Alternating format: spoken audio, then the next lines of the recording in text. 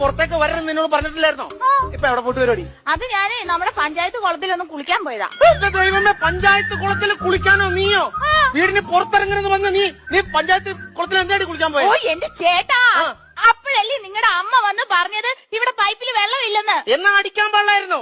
അയ്യോ, എന്നാ പൈപ്പിൽ വെള്ളമില്ലെന്ന് പറഞ്ഞതിന് ഭർത്താവിന്റെ അമ്മയെ തല്ലി എന്നുള്ള പേര് എനിക്ക് കേൾക്കാൻ വയ്യ. എന്റെ അമ്മേനെ തള്ളുന്ന കാര്യമല്ല പറഞ്ഞേ, നിനക്ക് മോട്ടടിക്കാൻ പാടില്ലായിരുന്നോ?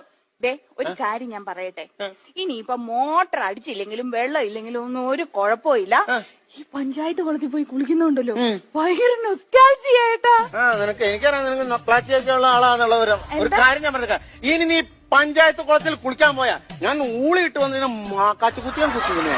മനസ്സിലായിട്ട് നീ പോയി പോണി. നീ നൊസ്റ്റാൾജിയ നൊക്ലാറ്റിയ എനിക്കെല്ലാം മനസ്സിലാവുണ്ട്.